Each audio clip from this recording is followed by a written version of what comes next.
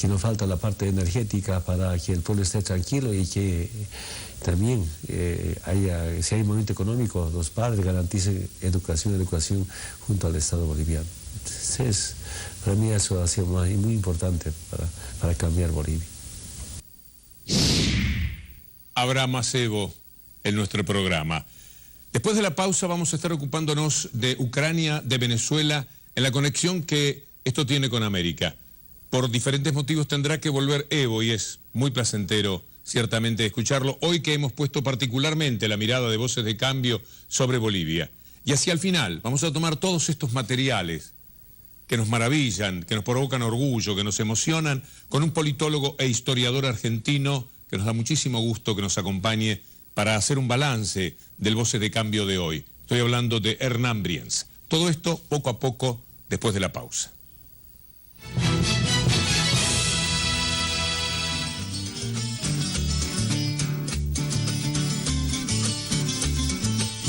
Bueno, yo conocí primero la obra de García Márquez y no pensé nunca que fuera a conocerlo a él. Cuando yo era adolescente se publicó 100 años de soledad y yo que vivía en un pueblito de Colombia tardé en conseguir el libro porque el libro no llegaba por allá a esas aldeas y cuando tuve la oportunidad lo leí y por supuesto a mis 16 y mis 17 años fue una revelación y fue una magia espléndida encontrarme con la obra de García Márquez. Un día me dijo, estoy escribiendo mis memorias y yo quisiera que tú seas la primera persona que las lea.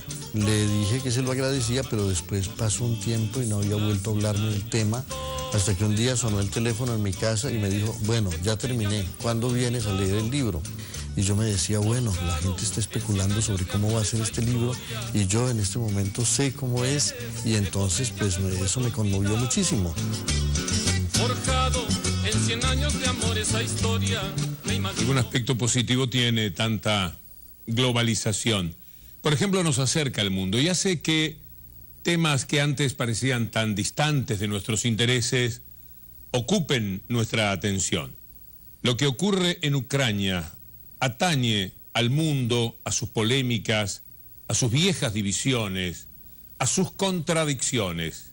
Y por eso queremos ocuparnos también, antes de retornar a nuestra América, de los episodios en Ucrania, ayudados por el conocimiento que Telma Luzani, una especialista en temas internacionales que trabaja para Visión Internacional 7, la televisión pública de la Argentina, nos ofrece. Seguimos con más de Impacto Económico y hablamos sobre la conferencia en Ginebra que reunió a los poderes de Occidente y a Rusia en búsqueda de una solución pacífica y diplomática en Ucrania. Entre los acuerdos se determinó como prioridad el desarme de las milicias prorrusas en el este de ese país. Junto con la Unión Europea, Estados Unidos apuesta por la estabilidad de la región a fin de promover su agenda económica. Esto dijo el presidente estadounidense Barack Obama. Si vemos mejoras, eso será muy positivo. Mientras tanto, vamos a asegurar que seguimos ayudando al gobierno ucraniano, trabajando con el FMI y los europeos para estabilizar su economía y comenzar con sus reformas. Ucrania hoy ha firmado un acuerdo con Bruselas y el FMI está cediéndole uno de sus famosos préstamos lleno de las concesiones que sabemos que el FMI pide para los países, que vinculados con ajustes brutales, ¿no? Otro de los objetivos, en este caso yo no tanto de Europa, sino concretamente Estados Unidos, es tener una base militar en Ucrania.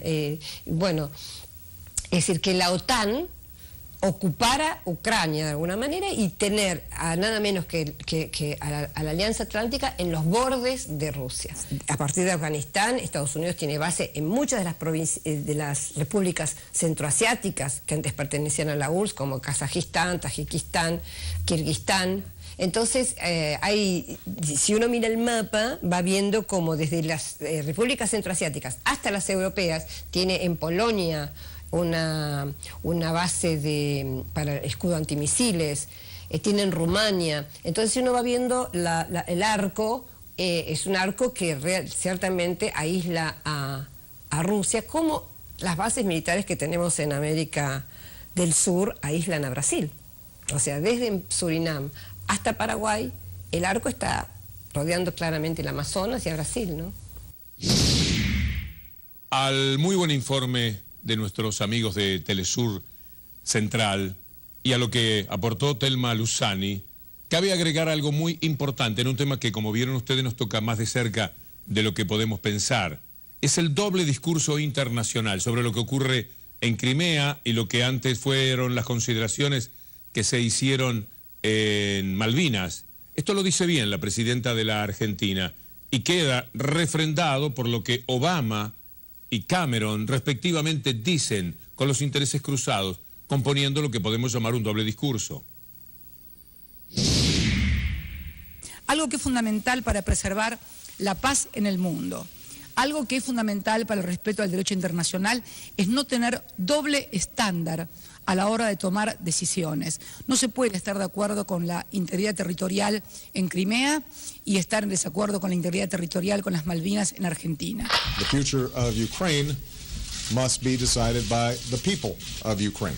And as I told President Putin yesterday, the referendum in Crimea was a clear violation of Ukrainian constitutions and international law, and it will not be recognized by the international community.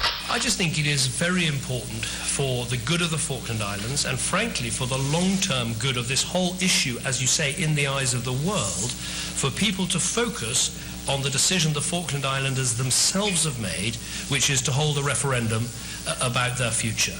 Because at the heart of the United Nations Charter is the idea of self-determination. Cuando estaban los manifestantes tomando los edificios estatales en Kiev, eran buenos, porque querían que se vaya Yanukovych. Ahora que hay manifestaciones de prorrusos tomando edificios en las provincias del este, son malos. Estos son los muy potentes intereses internacionales, muy pesados, que juegan en todo lo que hacemos, particularmente desde nuestra América. Contra esto debe enfrentarse, y lo hizo, Evo Morales para lo que hemos visto hoy de Bolivia. Estos pesados intereses que juegan tan fuerte en el tema Ucrania-Rusia y que podrían derivar hasta en una nueva guerra, lo cual sería tremendamente doloroso para la humanidad que ya ha aprendido bastante de tanta muerte como la que hubo en el siglo pasado. Y contra esos intereses internacionales también ha tenido que jugar durante todo este año otro presidente, Nicolás Maduro. Hay una incursión, una intromisión muy fuerte de esos intereses económicos que recién veíamos actuando en Ucrania, en Crimea, porque están en todo el mundo. Están defendiendo casi siempre intereses comerciales. Cuando Barack Obama dice Fondo Monetario Internacional y va al fondo ¿a qué? A pedir ajuste a Ucrania. Les prestamos 14.000 millones de dólares, pero eso sí, tienen que ajustar. Por supuesto, no a la vida de los que más tienen, siempre es a la vida de los trabajadores. O van a Francia y a través de Bruselas le dicen a Hollande, por más que usted sea un gobierno de izquierda, tiene que ajustar. Y entonces las empresas van a pagar mucho menos impuestos y va a quedar mucho menos recaudación para atender los requerimientos de los franceses que tengan mayores necesidades. Y así siempre. Contra esto tiene que actuar, en este caso, el gobierno de Venezuela, que ya cumplió un año y nosotros queremos ocuparnos de ese episodio de esta manera. Es una situación de alta complejidad la que vive Nicolás Maduro y en ese marco ha tenido una salida muy positiva. No me animo a ver todavía la salida total de esta crisis, pero creo que el diálogo es la mejor de las salidas posibles en este momento. La creación de la UNASUR es realmente algo extraordinario que nos pasó a los sudamericanos, es fundamental, es decir, que tal vez nosotros no nos damos cuenta el grado de importancia que tiene que no sea Estados Unidos el que está interviniendo en este momento en Venezuela para buscar una solución o una salida a la crisis. Es algo realmente extraordinario, inédito en nuestra historia y de gran valor. Me emociona pensar que tanto en este caso los cancilleres de Brasil de Ecuador y de Colombia están permanentemente como terceros de buena fe buscando una salida. Comunicándonos con el compañero Maduro, cómo podemos ayudar, cómo podemos resolver este tema, mediante los medios de comunicación, defender la revolución bolivariana de Venezuela, la democracia, la paz en Venezuela, enviar a nuestros cancilleres, ministros, ministras, si en algo podemos compartir algunas experiencias de trabajo, de gestión, de defensa de la democracia. Es un accionar permanente en bien de la democracia en América Latina y el Caribe. Y lo que estos hombres tienen que luchar con los de adentro también. Hay una situación dolorosa que se produce en algunos países de nuestra América, que es su propia gente saliendo a buscar ayuda internacional. ¿Ustedes imaginan a los Estados Unidos, a Francia, a Inglaterra, que frente a problemas locales vengan a explicarnos a nosotros, a Bolivia, a Chile, a Venezuela, a la Argentina, al Perú, qué es lo que está allí sucediendo para que nosotros salgamos en defensa de determinada parte de los intereses que hay en juego en esos países? Ni se les ocurriría. Y no lo pensaríamos nosotros como algo posible. No obstante, tenemos desde nuestra América siempre gente que va a los Estados Unidos a denunciar a sus propios países. Estamos hablando de gobiernos democráticos, no de dictaduras. Gobiernos elegidos por los pueblos. Y van y se presentan. La señora Corina Machado, a la que vamos a ver ahora, puede hacerlo, intentarlo en la Organización de Estados Americanos, ante el Parlamento Europeo o ante el gobierno, el Senado del Brasil. Y allí le ocurrió algo que seguramente no le hizo demasiada gracia cuando se encontró con una senadora de apellido Graciotín. La oposición, que sabemos que tiene un enorme respaldo económico y un enorme respaldo político, sabemos que está en la Embajada de Estados Unidos detrás, están los grandes intereses venezolanos detrás, tiene un sector ambiguo, que es el que juega Enrique Capriles, que por momentos dice, bueno, nos sentamos a la mesa del diálogo y le da la mano para la foto a Nicolás Maduro, sale de esa reunión y dice y pone condiciones altísimas, como por ejemplo que se liberen a personas que fueron enjuiciadas y condenadas en el golpe del 2002.